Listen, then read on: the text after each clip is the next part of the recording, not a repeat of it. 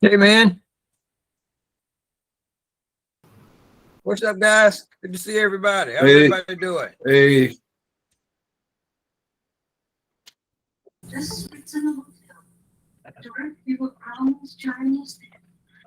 What you say, Henry? Hey. All right. Let somebody else in here. Hey, Justin.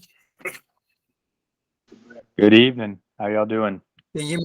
Hey, man. How are you? Yeah, I Good to can hear hear you. Shannon. Okay. What's up, bro, Godfrey? Can you hear me? Shannon. Yeah, I can hear you. How you doing, man? Good. I hope you're doing well, man. Congratulations on your award last night. That was awesome. Oh, I appreciate it. Thank you so much. I appreciate you guys being there, being part of it. Wouldn't have one to receive it without you. I appreciate that. Appreciate it. And listen, before we get started, I want to ask the question that was asked of me. I did get what I consider confirmation from a reliable source, but I need to ask this question. Is the exam only 50 questions this year? Can anybody confirm that? It is. It is 50 questions? It is. Okay. 45 true, false, and 5 video questions that have scenarios. Okay. All right. So, Easy test. So Mark, did you hear that? Mark? I just saw Mark. Mark asked me that a couple of days ago, and I had got confirmation, what I thought was confirmation a couple of days earlier, but I wanted to hear from more than just myself, more than one person, and so we're confirming that that's what it is. 50 true, false, and 5 videos. Okay. Wow, that's a big change, and I can't recall. Maybe some of you guys. Mark, can you hear me? Mark. Yeah, there you are. Did you hear that? 50, it's 50, 45 questions, 45 true, false, and 5 videos. So that's what it is. And I don't know if any of you guys got worried about how that change was going to come about or why it was, but I didn't. If I did, it shot way over my head. I never saw it, never heard it. So it went pick to up on it? 45. It went 45 and 5 for softball last year too. We had, I think, what, 3 or 4 videos and only 50 questions for softball. Wow. That's the first that I can recall it being that short in football. I mean, I do football, basketball, and lacrosse. That's the first I can recall it being that short. That's pretty a big change, I think. So anyway, just wanted to confirm it and not being out there, not knowing what's going on. So good.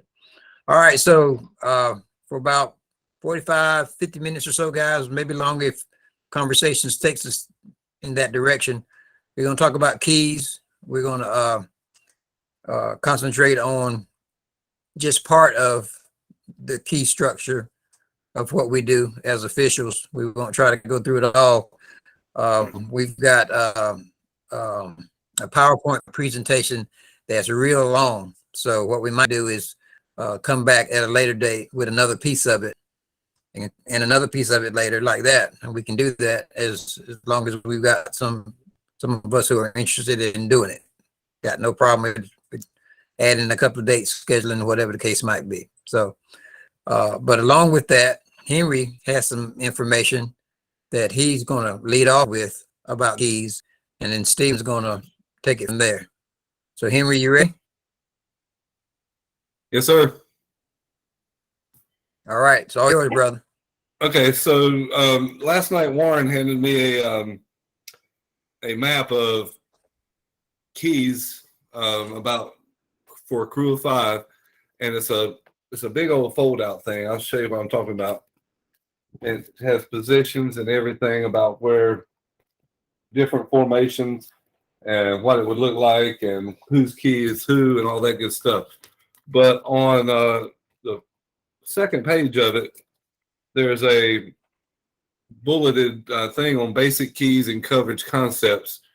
And I did a quick PowerPoint to kind of show that because I thought it was kind of important when I read those concepts. And there's about 8 or 10 bullets, and I'm going to pull them up here in just a second and go through them with you. Steve, I will share this with you if you want to send it out to everybody because it's good information. And I'm just going to pull it up here if I can. Well, That works. I'm going to send out a couple of other documents after the meeting tonight too. PowerPoint. I'm going to present. I'll have a link to that, and then another group of slides from some keys from a clinic. So my thing is saying right now, it says I'm not allowed to share my screen. So I'm just going to pull it up on my computer and I'm kind of going to read it to you. If that's good, is everybody good with that? Cool. Yeah. So let me get it You up. should be able to share now, Henry. I just gave you co-host access. All right, let's go back now. Yep. Cool.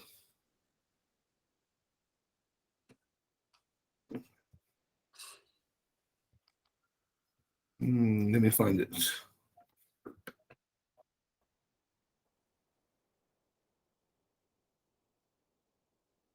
I don't see it. Oh, yeah. Nope, that's not it. Cancel. Give me a second. How's it labeled, Stephen? Can you help him with that? Just give me a second. I got it here. Okay.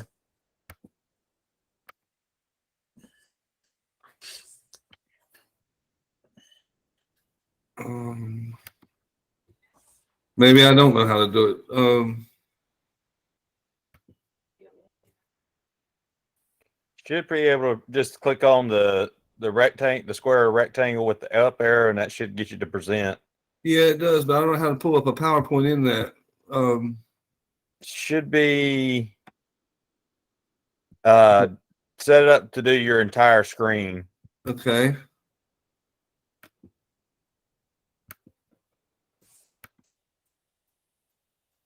Okay, so now I'm sharing my screen, and now we'll pull that up. There You're you go. good. You see it? Yeah. Yep, I can see that. Awesome. Okay, so basic key and concepts. The strong side is the side on which there's more eligible receivers outside the tackle, which most everybody probably knows that, but there might be some people who don't realize that.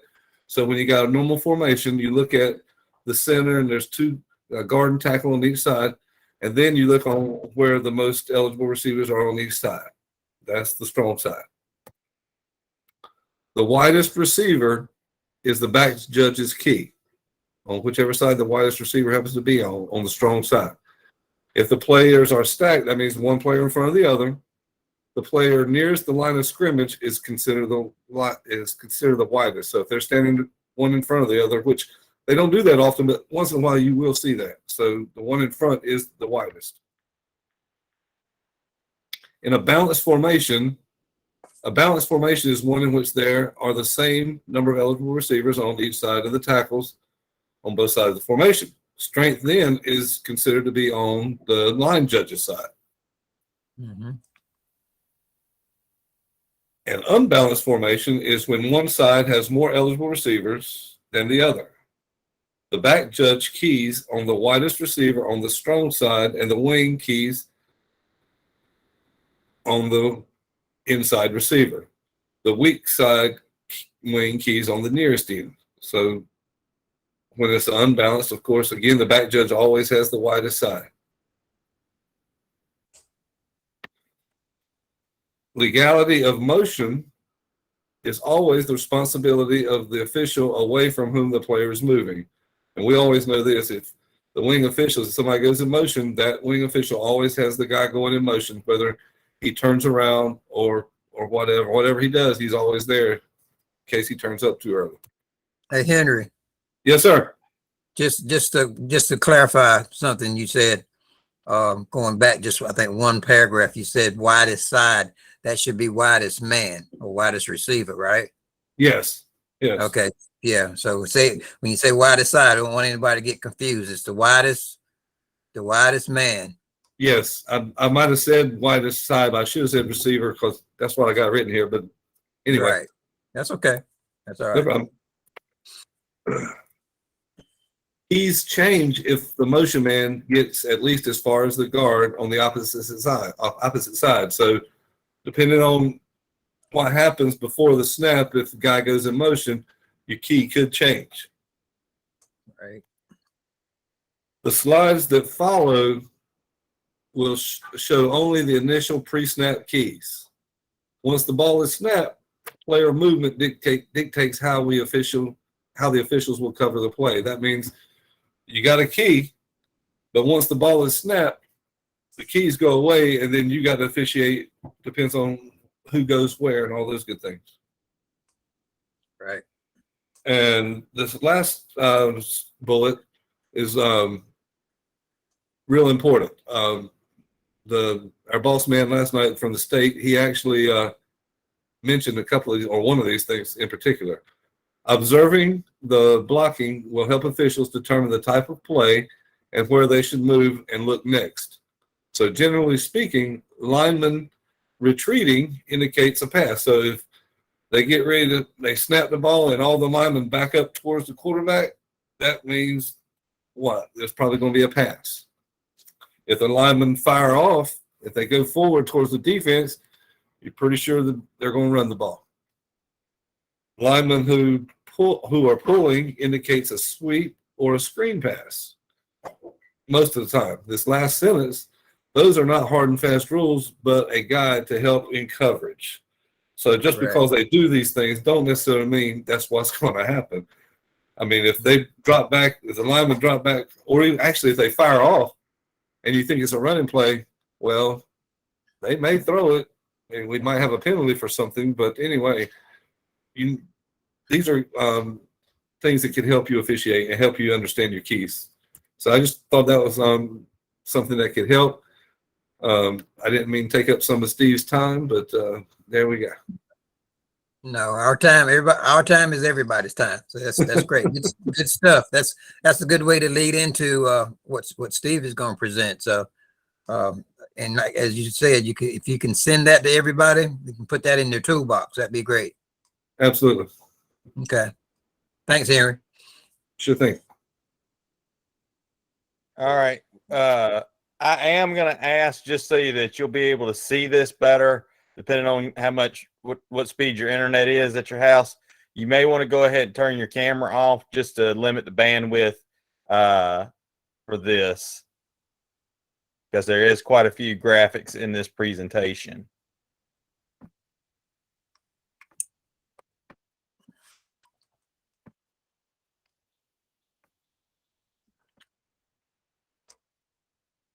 All right, and this presentation came from one of the groups in Mississippi.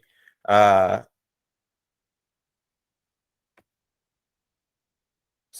first thing is we'll go over mechanics is communication, field position, keys, and general mechanics. And if you've got questions, you can go ahead and pop those in on that link right there as well. The ones we're going to go over tonight are going to be basic scrimmage position, prior to the snap, running plays, and passing plays. And then we'll come back to kicks, both free kicks and scrimmage kicks. And then if we've got time, we'll go to goal line and measurements.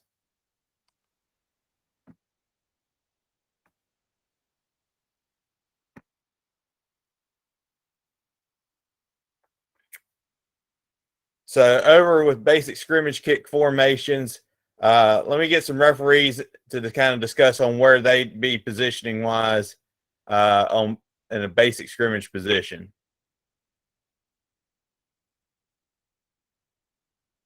Anybody want to talk about that? All right. So can you guys hear me? So basically, depending on the quarterback, whether he's left-handed or right-handed, I set up on his ball handling side, and I'll look opposite to the opposite tackle, diameter diametrically across to the tackle on the other side of the line of scrimmage. So I'm looking at him after this, prior to the snap. I'm picking him up prior to the snap. So that's who I'm looking at. And I'm about 10 or 12 yards behind the line of scrimmage. And then any umpires kind of discuss their positioning on where they are in a basic scrimmage formation.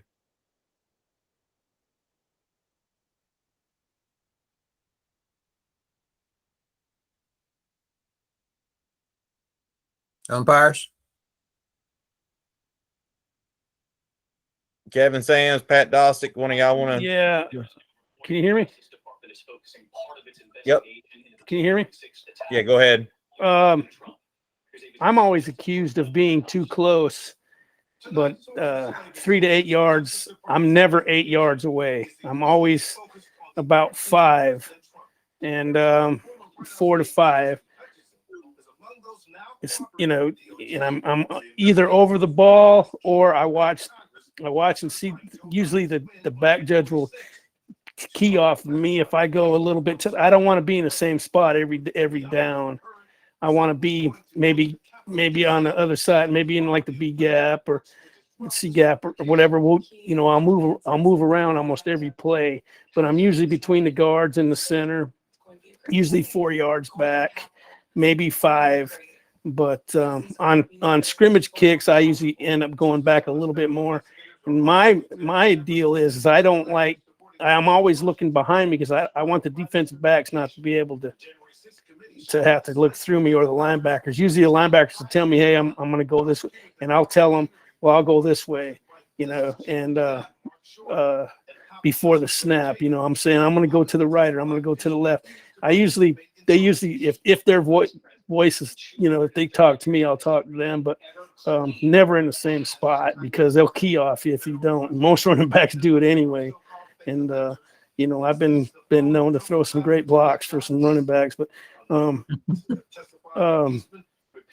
yeah. And the main reason is because I want to be able to get to the line of scrimmage, even on if my guards fire out and they're running out, I even take a couple steps forward on running plays, but especially on passing plays, I don't want to be so far back. I kind of want to be in the zone because on passing plays, I'm going to step up to the line, maybe a yard off the line of scrimmage, because I want to see if there's anybody going beyond me as far as linemen go. So I got linemen downfield, or I like to be as close to the ball as I can to watch them quarterbacks, because if they roll out and they throw an illegal pass on the other side of the line, the line of scrimmage, then you're there to throw the flag. It's usually, kind of your call. You see where he's at, because the white hat's going to be following. You don't know where the line of scrimmage is. He's going to be following, protecting the quarterback. That's what I do. I'm running plays, especially out. I'm usually 4 yards, but like I said, you got to hustle and you got to move. You got to get out of the way. When you see them guards pulling, maybe take a step to the opposite way, because them running backs will come right at you and they'll use you. And Moody will tell you the same thing. But that's me. Let me interrupt just for a sec. Someone's got a radio or television on. Please mute that so everybody can hear what's being said. All right. Thanks, Kev. You got any more?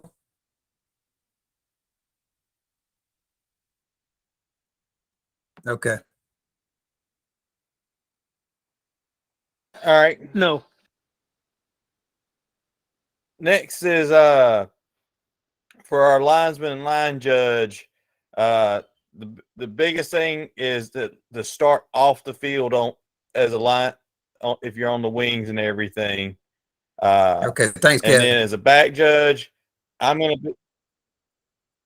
gonna be between 15 and 20 yards off the ball or behind the deepest guy there, further than that.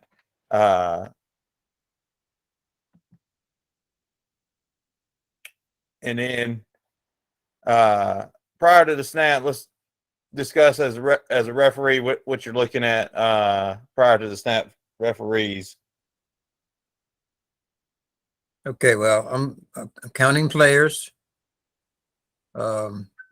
gauging the number on the line of scrimmage, even though I don't necessarily have to do that, but I do. I gauge the formation.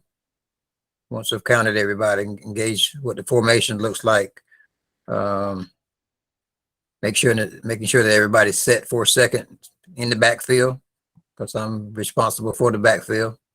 Making sure everybody's set for a second prior to the snap. And I do take a peek, even though I don't have to. I take a peek at the snapper at the center and see what he's doing, if he's wiggling around a little bit, and also watching for any shifts out of the formation. If anybody shifts and they shift correctly, or if they turn up field, that happens a lot as well. When they do that little banana move and turn up, doing the right way. So those are the kind of things that I'm looking for and looking at. All right. And then next we'll go prior to the snap with umpires. What's some of the things as an umpire you're looking at?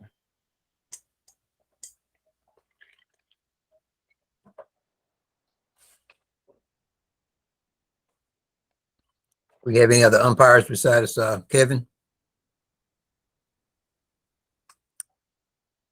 Pat Dowsey, are you on to chime in? Yes, sir. I'm here.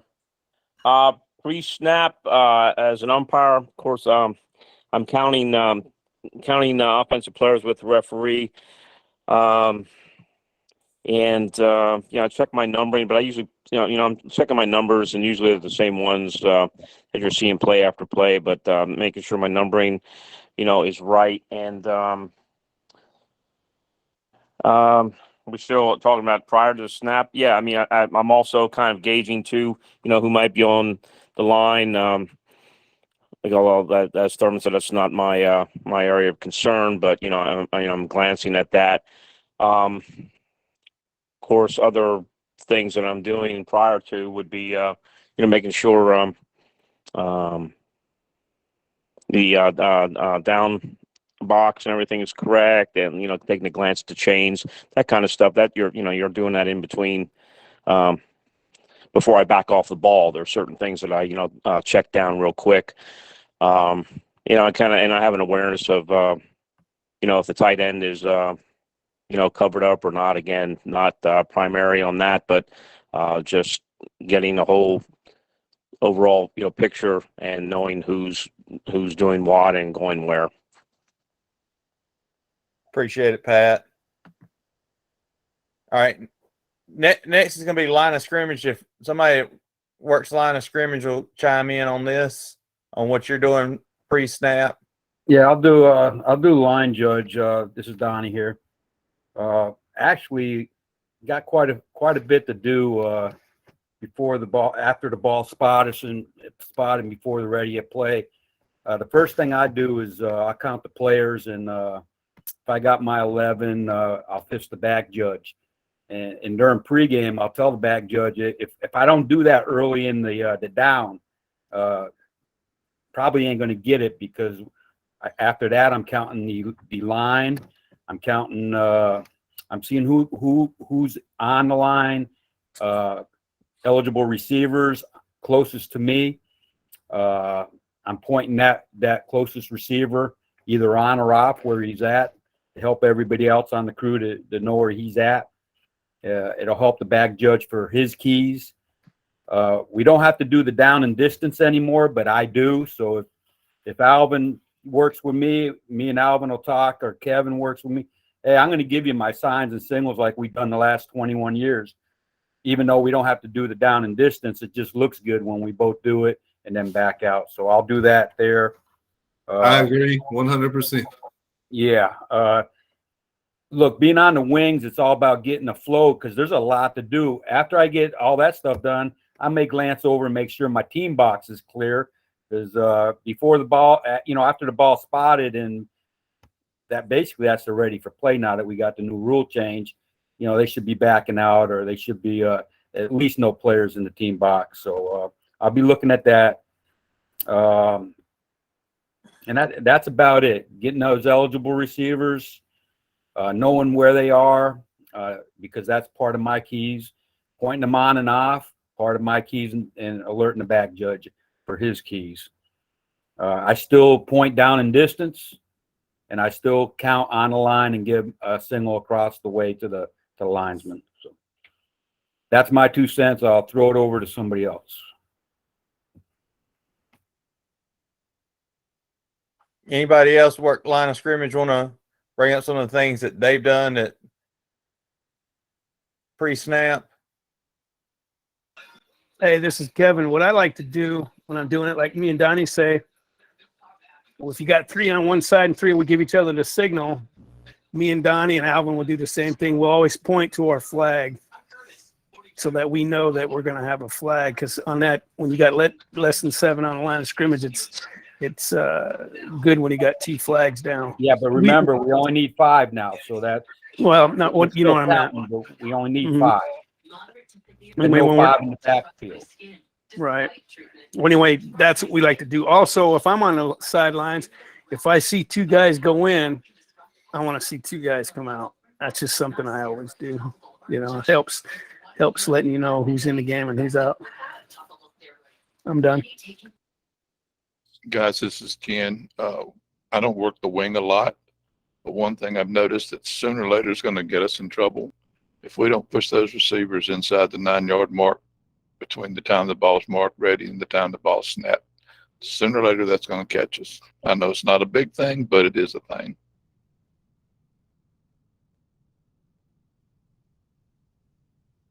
All right, we're going to head on over to the back judge. So this presentation was done before the 40-second play clock came in. What I'm doing is once the play is over with, I'm cleaning up. I like to do doing the 40-second clock. If I've got to keep it on my watch, I'm going 1 1,000, 2 1,000, and I'm going ahead and starting it. And then we're going to do the visible count. I come up with a hand up at 10 and then start counting at 5. I'm counting the defense. If I see players going on and off, I'm usually gonna be saying we've got 2 on, and then we've got 1 off, and then when we see the second one, I'll go ahead and say we got 2 off. And then I'm gonna look to see what side of the formations the strength is on. If it's balanced, then I'm going to keying off the line judge. And I usually kind of just turn just a touch towards whatever side, whether I'm keying on the linesman side or if I'm keying on the line judge side, so that whatever side I'm keying on, they can kind of know which side I'm keying off of. Okay.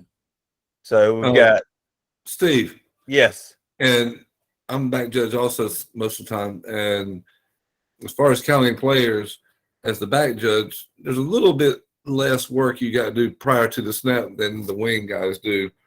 And if I have time, I count both sides. It ain't in the book, but I do. Just if I got extra time, I'll count them.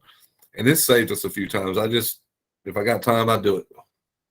Yeah, and then that's when you can go over to radio, because it's not going to look good a back judge throwing a substitution, but we can go over to radio and say, hey, let's count the offense real quick. Absolutely. All right, so in this formation right here, this is just going to be a regular balanced formation. So if we do have a balanced formation, back judge is going to key off the line judge side, widest guy. And then linesman's going to key on the end on his or her side. And then the line judge will have the key off the first back on their side. So we're seeing here who's got which key on those 3 positions. And then if we go to a strength on the linesman side, then the back judge is going to key on the widest receiver on the linesman side. The linesman will have the back on his or her side, and then the line judge will have the end on their side. Mhm.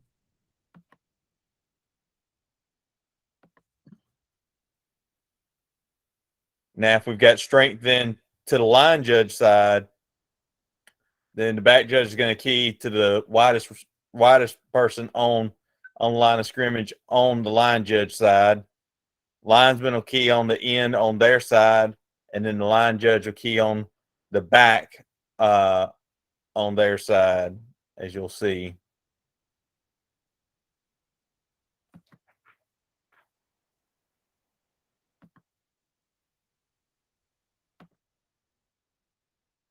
If you've got any questions, feel free to chime in. There's also the link up there that you can type in a question as well, and I'll get those in and we can answer those. So in this, if we get the trips formation, the back judge will have the two outside receivers. Mhm.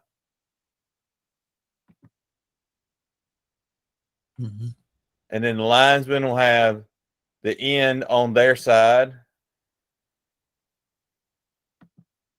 And then the line judge will have the inside receiver on their side. And then should this change to go on the linesman side, then we just flip that the back judge will still have the two widest receivers. Then the linesman then will have where the line judge has, and then the line judge would have the back.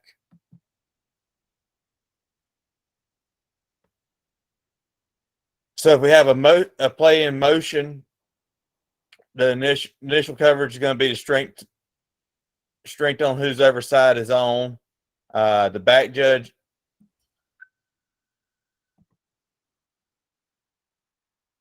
So then the back judge key changes to the line judge side, and then the linesman will change here once they go in motion.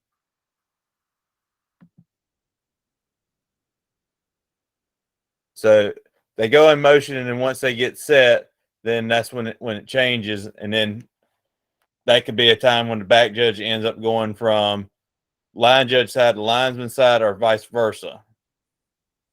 And like I said, when I work back judge, when I see that, then you may see my hips turn the other way, and then if you can see my face, then I'm keying on your guy. If you see my butt, then I'm not keying on your guy.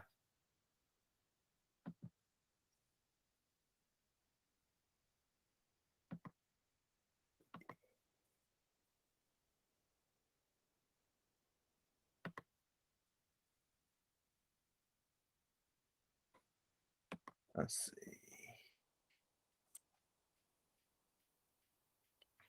All right. In running plays, referees, kind of what are you looking at on running plays? Well, if it's a plunge into the line of scrimmage, a direct plunge into the line, or a trap, quick trap, plays like that, and I'm usually again looking at the tackle and seeing if the tackle's raising up and firing out, or which is a indication of a running, one of the indications of a running play. I'm also required responsible for the ball carrier in action around him or her. It says to the neutral zone, and that's pretty much true. It is to the neutral zone, not so much through the neutral zone.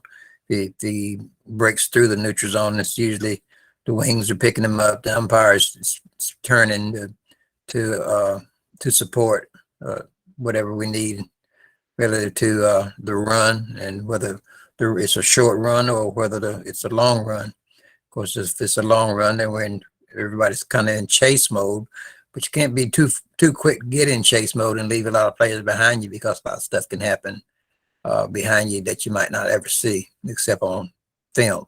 So that's it for that.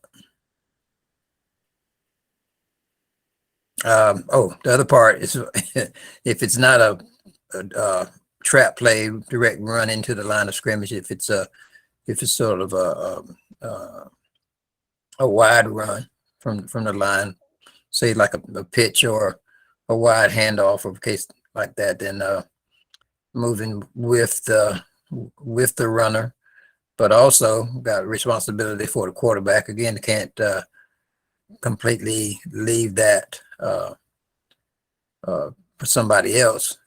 But that's where crew officiating comes into play, and that's where if the run is away from the line judge's side of the field, the line judge is stepping into the field.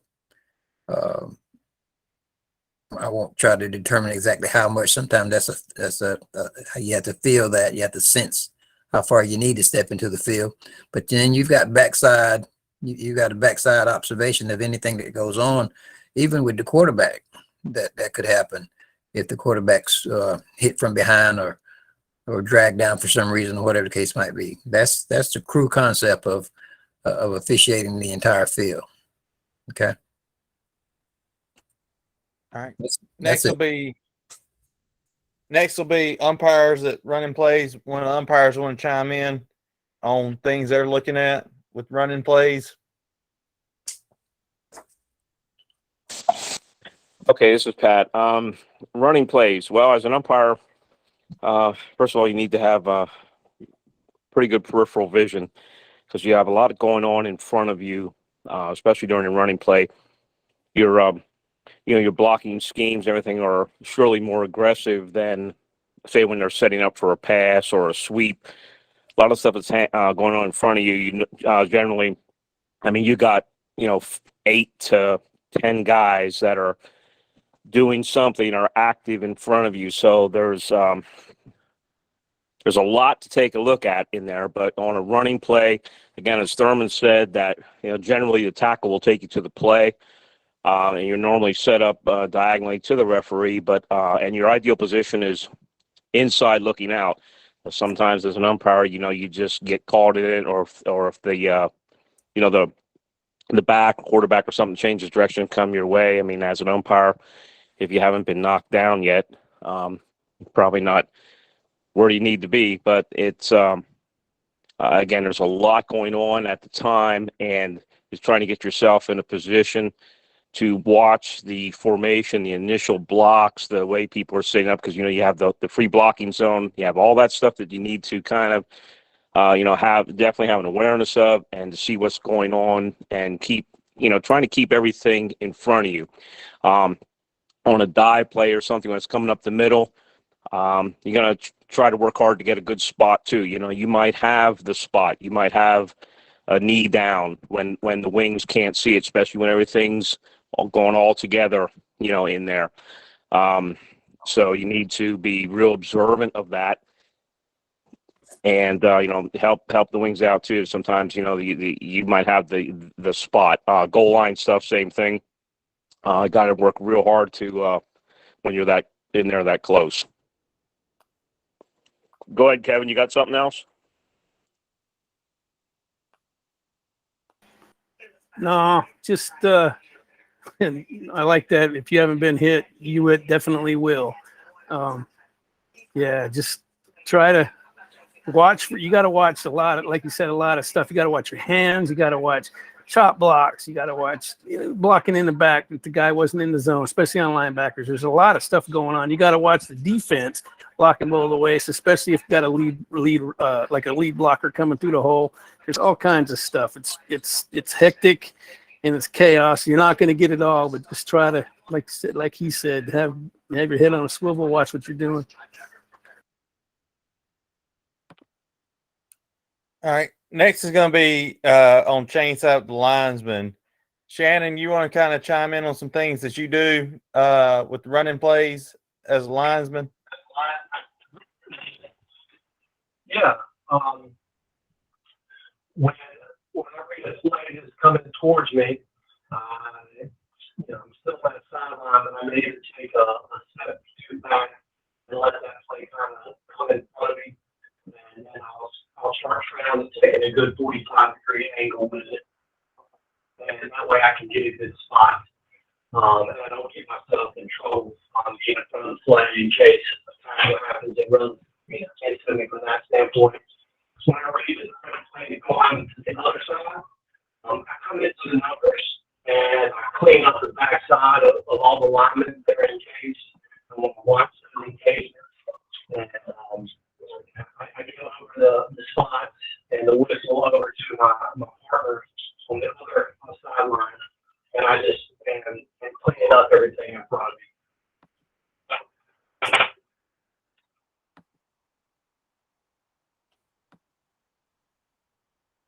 All right, line judge. Donnie, you want to kind of go over some things you do as Yeah. a line judge? Yeah, a couple things for the line judge. If it's a run and play, which we're going over now, I probably pick that up by the keys. So if they initial forward block, probably know it's a run.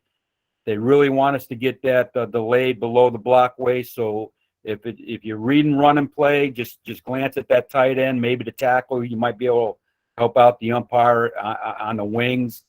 But don't stay there because we got a lot of stuff to do on that. Then if it's a quick up the middle, of course we want to get forward progress. We want to use our down range foot to mark that forward progress. If we come up to a first down and it's close, we're going to relay in close to the umpire, and he can relay it. Now we got radios. You could probably just get on the radio, close for first downs. If it is a first down, go ahead and signal it by the timeout signal, stop the clock. Running plays going on the opposite side. Shannon just said what it does when it comes to you. Open up 45, go ahead and officiate, let the ball carrier come to you, and then let him go down, and we can release to the back judge and chase. If it's away from you, move down sideline until there's no reverse or a counter being observed. Observe the action of the linebackers in the backside pursuit. We can get a lot of safety stuff by just doing that.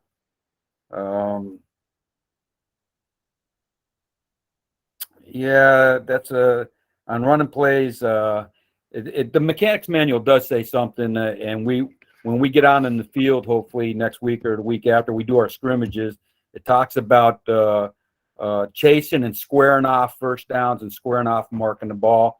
Hopefully we could do that out on the field and you can visualize it. But when we're working the wings, when we run down and we square off and come in, it just looks really sharp than just lollygagging down and marking forward progress. So let's try to do that. And the rest is pass play, so I'll just wait on that.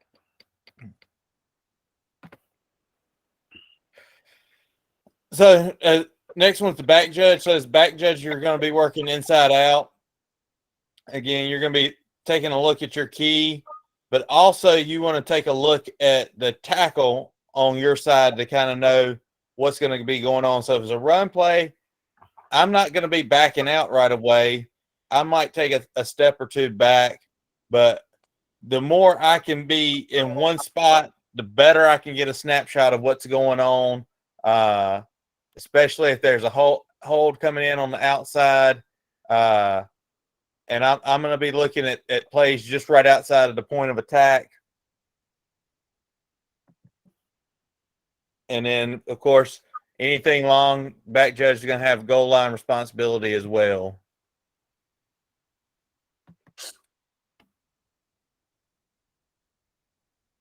Henry, anything you want to put in from running or passing plays as a back judge?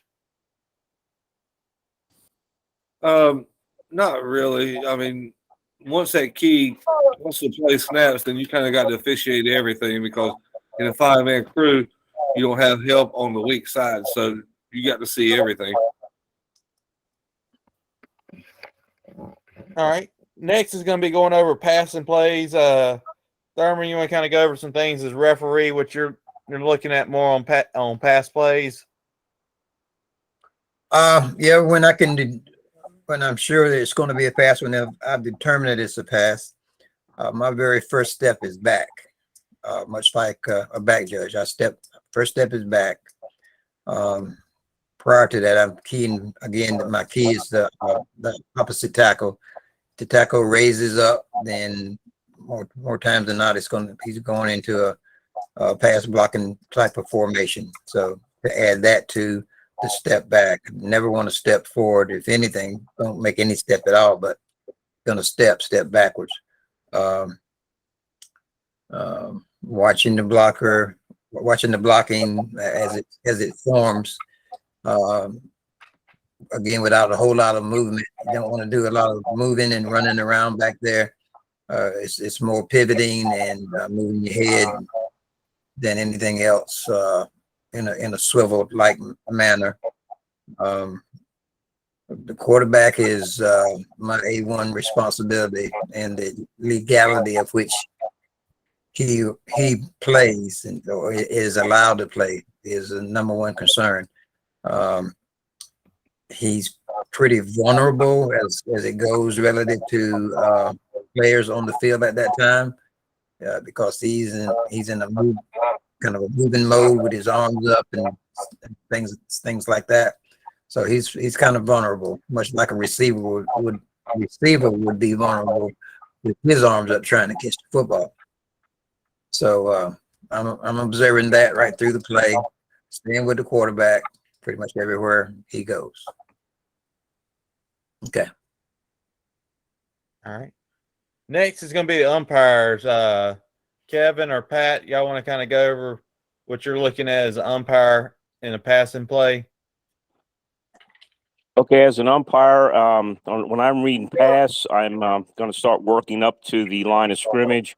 I will make it known, first of all, on every play. I make a mental note of where the ball is snapped from, because in the event of a pass, in particular, I need to know where the line of scrimmage was for obvious reasons. So when I read pass, I'm starting to work my way up to the line and watching the blocks that are occurring in front of me. That is sometimes one of your prime opportunities for a hold to occur on a pass setup. And I'm watching who's going downfield. So if you have any linemen or otherwise players that are ineligible by position, not only number, if they're passing me,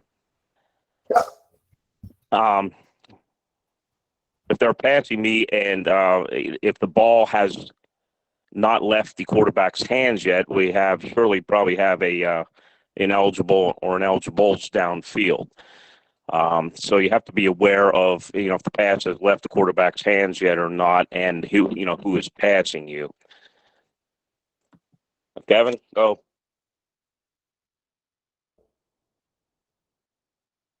You said it all.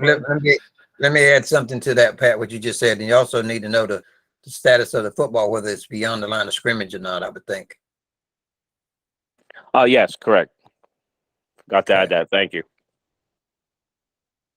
Yes, obviously the ball has to, if it's completed beyond the line of scrimmage, you're going to have linemen downfield, then you have your problem. If it's called behind the line of scrimmage, it doesn't matter, who's downfield at that point.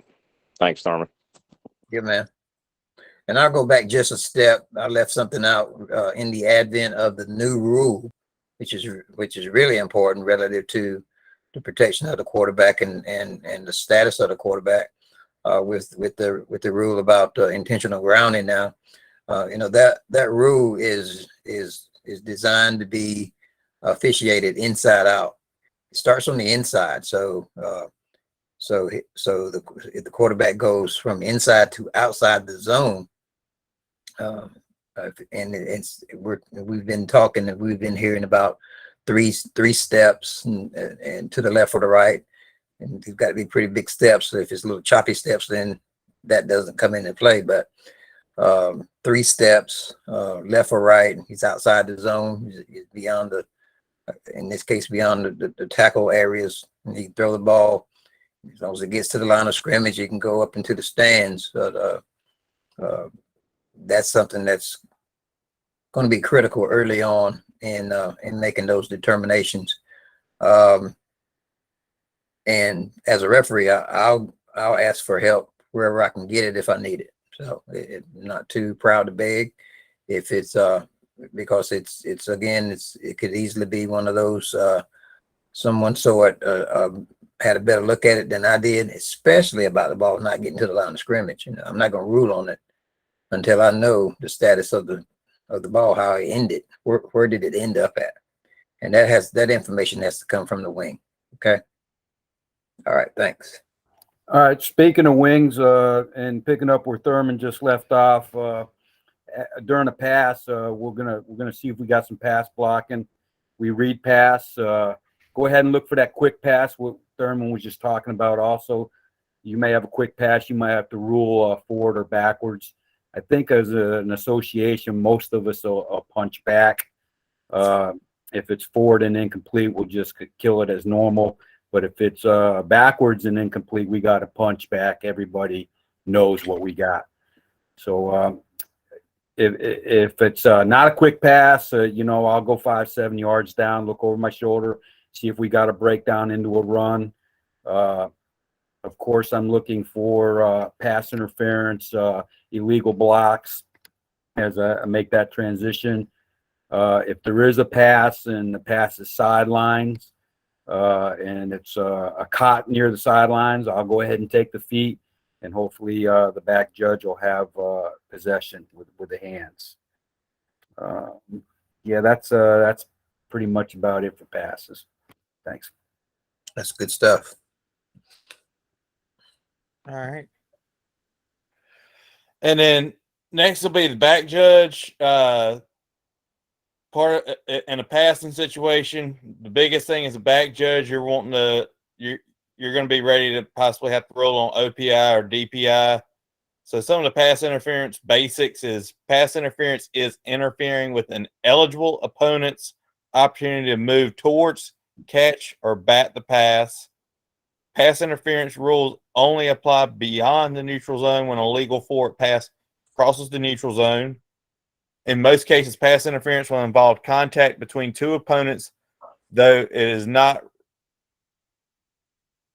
Hang on, I'm reading off some of the notes and everything because this was still when face guard. Just remember, face guarding is legal now. And the act of pass interference must occur inbounds and beyond the neutral zone. Remember, catchability is not considered in high school football. And then there could be no pass interference behind the neutral zone. I had a play several years ago where I had my key. We had pass interference. That I went ahead through the flag, and then line judge came up to me. He's like, pass was not beyond pat. It happened behind the line of scrimmage. We got the film on that game, and you saw it perfectly. That he came up, called me off of it, and that was as perfect as you could have it. I'll add on that. That's a position where the wing people have to communicate when the play is over. Don't be afraid to say something, come up and say, this is what I saw or what I thought I saw. We have to communicate. Also, on a passing play, if it's, I know it's going to be a passing down where it's like 4th down or 3rd down and 25. My normal position is 5 or 6 or 7 yards behind the deepest person. I might even take a few further steps back on that just because I know they're going to throw it downfield somewhere. I was about to say, I'm going to do the same thing. If it's long or if it's right before halftime, I'm going to go ahead and be maybe 25 or 30 so that way I've already got some extra steps. And the biggest thing is you want to take a picture as a back judge to see what's going on, and you don't want to be running and trying to take a picture when you're running, because when that happens, it's going to be choppy looking. I'll also add on that having 2 flags with 2 officials in the vicinity is actually a good thing on pass interference. There's been a lot of times we discussed pass interference calls at halftime or after the game, and the other official will say, yeah, Donnie, I had the same thing you had. Well, you should have threw it because, I got eaten up on the sidelines because you were there and they said you did. And so sometimes 2 flags is really good on, most of the times, 2 flags is good on pass interference. That's a great point. That second flag can add the confirmation of what you've got. That's a great point. Now, allow me to add two extra other things to the umpire position. We're talking about ineligibles downfield. We don't want to split hairs on this. If the guys are clearly downfield, before the ball comes out, I mean, that's you've got it. But as guys are passing you, you have to be aware. You have to I look at the quarterback to see if the ball, where they're at in relationship to where the ball is.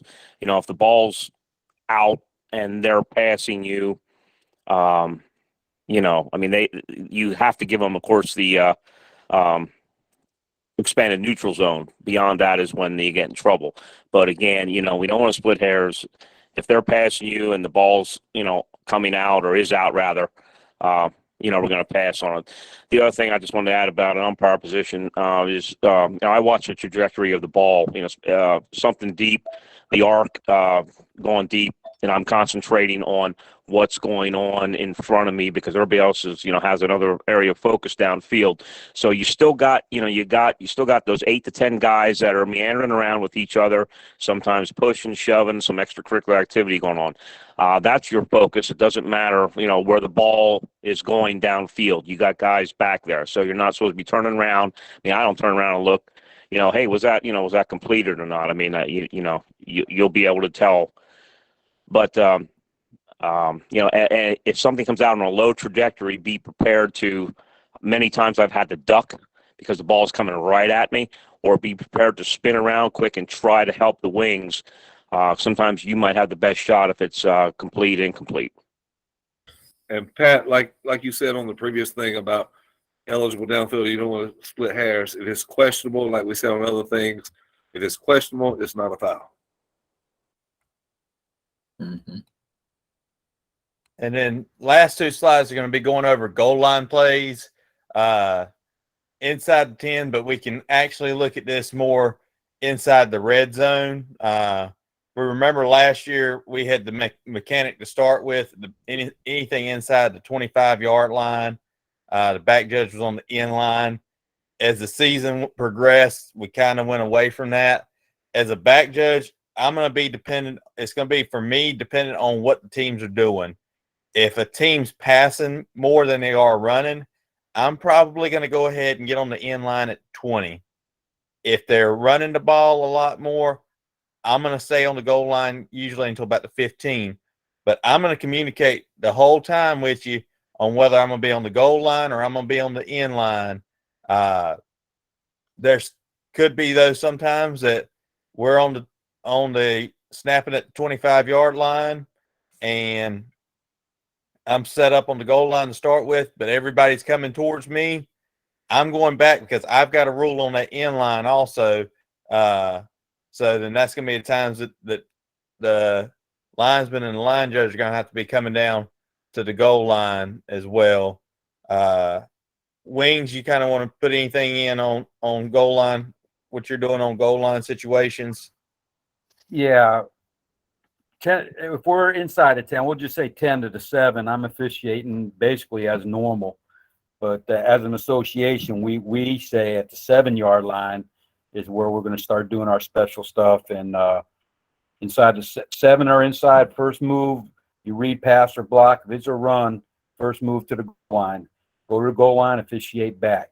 Goal line, officiate back. 7 to 10 yards, I'm officiating as normal.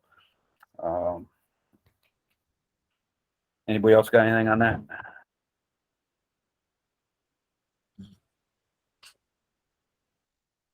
All right. I'm going to go ahead and take the presentation down. While you're doing that on passing, one last thing on passing, what Henry said in his class last week, it might have been the week before, about ball relay. We need to pick it back up and start doing our ball transfers, our ball relays back in like we used to, okay? I don't know why we got away from it, but when he taught that in the class 2 weeks ago, I noticed the same thing, that we're not doing ball relays back the way we used to, and we need to get back to doing that. Oh, that's a great point. As a matter of fact, that'll be one of the things that we'll be working on next Monday on the field. I'll bring a few footballs out and we can work on ball relay. But Donnie mentioned something earlier in his part of his conversation was about visualization.